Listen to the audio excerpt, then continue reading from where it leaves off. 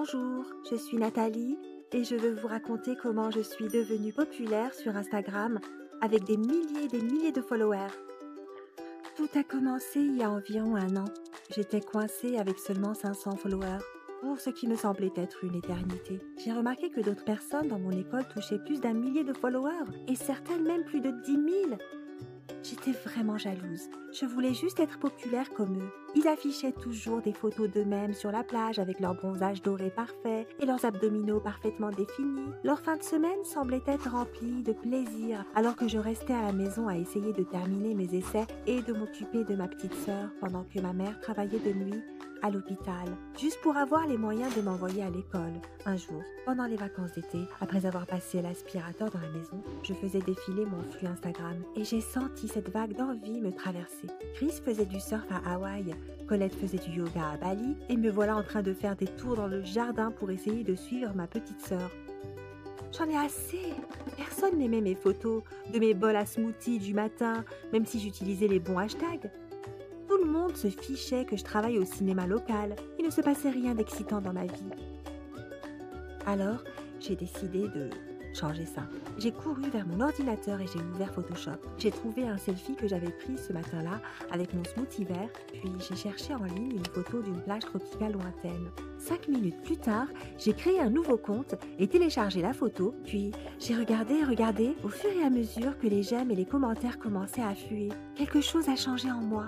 À ce moment-là, les gens me croyaient. Ils croyaient que j'étais en vacances d'été. Le lendemain, j'ai partagé d'autres photos. Une de moi faisant de la plongée avec des tortues et l'autre du parapente au pied d'une montagne. À la fin de la semaine, j'avais jusqu'à 3000 followers et je me sentais étonnée. Les gens commençaient et envoyaient des emojis avec des cœurs et un influenceur d'Instagram vraiment célèbre m'a même envoyé un message privé pour me dire qu'elle avait été au même endroit l'année dernière et qu'elle espérait que je passais à un moment des plus incroyables. Mon cœur s'est mis à battre vite. C'était si bon de recevoir toute cette attention. Ce week-end-là, j'ai prétendu être malade pour ne pas bosser et je suis restée dans ma chambre à parler à tous mes nouveaux followers sur ma page. Ma mère m'a demandé de faire du babysitting, comme d'habitude, et j'ai donc arrangé quelques jouets pour ma sœur pour qu'elle puisse jouer par terre, pendant que j'étais assise à mon bureau sur Photoshop.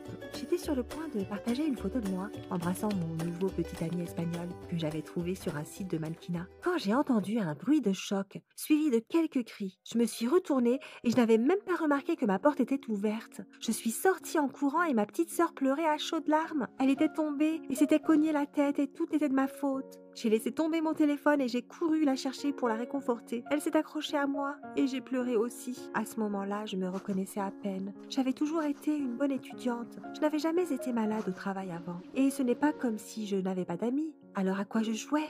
Après que ma sœur se soit calmée, j'ai pris mon téléphone. J'ai cliqué sur Instagram et je me suis sentie malade. Qu'est-ce que j'avais fait? En regardant mes photos de la semaine dernière, j'ai réalisé que je n'étais qu'une menteuse.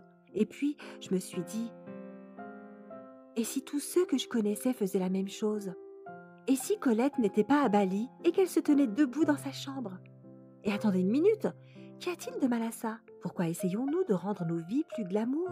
Qu'y a-t-il de mal à afficher des photos de nos chats ou des photos de nous dans notre jardin? J'étais devenue tellement obsédée par l'idée d'avoir des followers que j'avais ignoré ma petite sœur qui aurait pu être gravement blessée. Et j'avais même ignoré mes vrais amis. J'ai immédiatement supprimé le compte que j'avais créé en espérant que personne n'avait vu les photos que j'avais partagées. Et je suis retournée pour profiter de ma vraie vie. Parce que quand j'y ai vraiment réfléchi, ma vie était assez excitante telle qu'elle était. Et je n'avais certainement pas besoin d'amis ou de followers pour me le rappeler.